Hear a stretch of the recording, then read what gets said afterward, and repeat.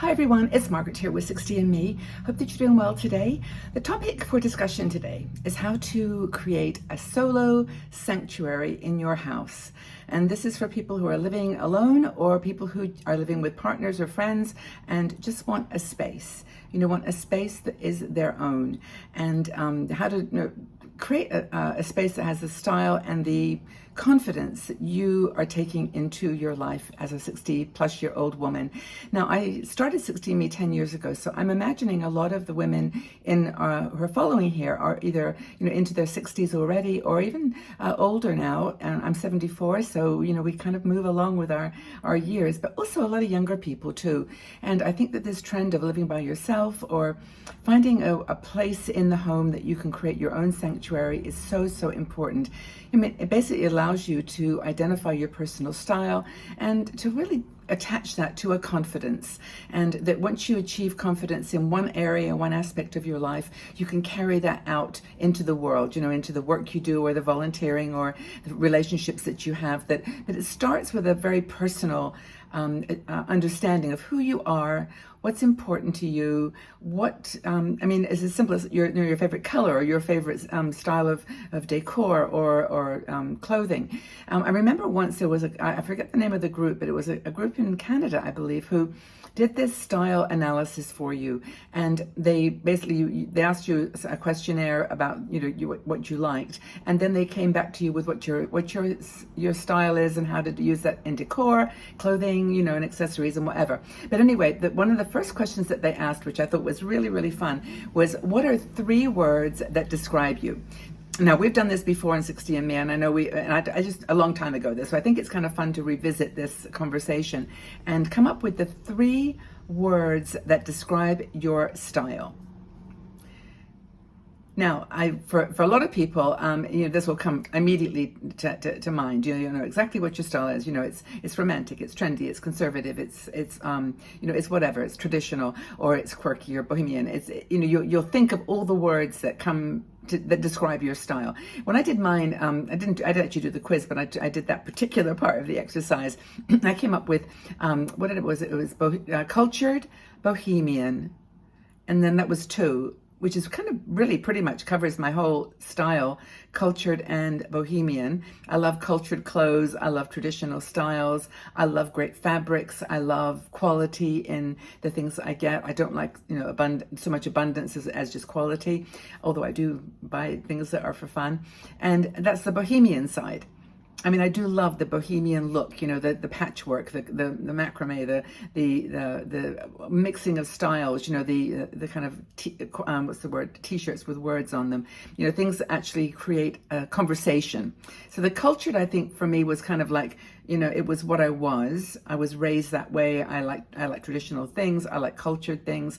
I do appreciate the arts, and I like to go to music concerts and theater, and that's kind of my style, my cultured style. I enjoy culture. And by the way, that word goes to like other cultures as well. Like when I look at Indian clothing, for example, Indian textiles, I love Indian textiles. Now, you might call that artsy or quirky, but for me that's cultured because it reflects the culture of that place. And whenever I go traveling and I see scarves, I always think scarves, you can classify them as as crazy or kooky or quirky or creative or whatever, but in my heart, I always, when I'm in a country, consider that part of the culture. That's probably using culture too broadly for a definition of personal style, but I'm dwelling on that because you probably right now are thinking, what are your words?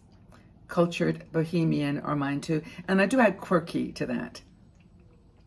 In fact, I was just thinking about this yesterday because I was traveling in a place called Solitude, which is in Switzerland, and it's one of these towns that's got a huge cultural background. It's Baroque and what else? The Gothic. It's got these amazing flying buttresses on the windows, and just really a curious place.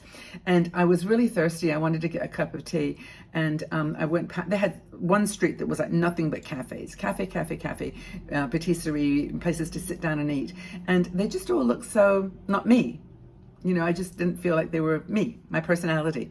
So I just kept walking, and then I found this little cafe. There was like 2 people sitting outside because it was a warm day, But I went in and there were like these patchwork quilts on the chairs. The chairs were like old, what's the kind of weathered wood. They weren't like sparkly or new, but they were weathered, and they had these cushions that were handmade on the, there were unusual, on the seats, there were unusual flower vases.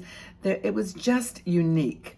And the whole place was like that. It just felt like you're walking into someone's living room, I just felt like I was in Istanbul or somewhere. It was that type of a feeling. And I thought, and as I sat down and I ordered my cappuccino, I thought, this is it. This is my place. So maybe you've got a cafe that you love, that is always like resonates with you. It's your personal style. So in terms of then applying this to your style of house decor, or fabrics or curtains, or anything in your solo sanctuary, what do you put up on the windows? I mean, I've got netting on my windows because I like the privacy of netting, but I also like the subtlety of it and the reflections that come through it, the patterns and shadows. I've got a lot of floral things everywhere in my, I do these little, let me just show you. You've seen these before, but I'll just show them again. These little books that I make, just out of, I love this. This is such a cool, it's a, what do you call it, sticky, removable wallpaper. And that's something that I just adore. Even my flowers, the combination, the clothes I wear. So, personal style. How do you get there though? Well, you have to start by decluttering and removing the things that aren't in that list. If you bought things because you were trying to please someone else, or you were following a work ethic, a work guidelines for clothing, you can just let those go. Declutter. Let the things go that are, not aligned with those three words. See how that works for you. I mean, personally, I found it really energizing and helpful, but does it work for you? And is your house reflecting that? But let go of everything else, and then surround yourself with the things that you love, the things that will bring joy to your life, make you feel like you've discovered your true self. And there's no edginess. Like when you walk into the room, everything is there for a reason. Everything is, enriching you. Art, for example, is your art the colors that you love? Is it the style that you like? Or have you got paintings up on the walls or posters or whatever that are like, I don't know what was I thinking when I bought that? It's just not me. It's not like me. Now, even if you're living with a partner, by the way, you can do this. I mean, it's not like just for women that are living alone. I think that we tend to modify our style and do things for other people. But if you have a corner of the house or a room, even if you've got a little office or part of even your bedroom, just say this is my zone, and just make it into your solo sanctuary. Create a relaxing place, a designated space where you've either got a chair that you love to sit in, where you can recharge, read a cozy book. And again, this style of clothing, of household stuff applies to your books as well, and to all of the things that you surround yourself with. Are they telling the stories that you want to read? I mean, are they the things that really resonate with your life? I think that another important thing is to make sure you feel good in those spaces. And what does that mean? Well, it means adopting a healthy lifestyle, again, that's aligned with your personal, style. And if you are not a meat eater, for example, to embrace vegetarianism.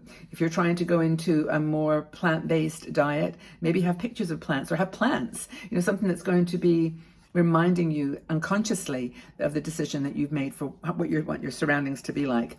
Another thing is to join groups and clubs and meetings and Facebook groups and online communities that support that. They don't know that everybody has to be a cultured bohemian or everybody has to be, the same as you, but people that know their style, that really do deliver a consistent message and make you feel like they've gone to the trouble of finding that center point, that then everything else grows from. Now, by the way, there can be a style that's totally eclectic.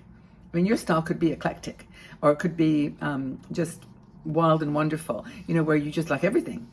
You love dark colors, you like light colors, you like, quiet, you like dark, you like noise. You can be that person too. I mean, there's nothing wrong with it. You don't have to limit yourself to three words that are all like classic words, you know. You can actually use words that are crazy words. So embrace new opportunities as well, new relationships. I mean, just do all the things that are going to sort of, you know, line up with who you've decided you're going to be in your 60s, 70s, 50s, whatever it might be. And then just go out and live your life fully. Just do it. Trust me, it will make shopping so much easier. It will make friendships so much easier if you kind of know who you are, what your personal style is, and how that can give you confidence and strength, you know, to just live life strongly and with passion and with purpose. It'll help you to guide you towards the right people and to the right surroundings by creating your solo, you know, sort of sanctuary that kind of resonates and reinforces those that person that you are, that you want to be. Feels like I've gone in circles a bit here, but I think you get what I'm talking about. But do take care of yourselves. Go out in the world and shine. Whatever you wear, however you define your style, just make that your beacon for smiles and love and kindness. Okay, everybody, take really good care, and sending you lots of love. Bye for now.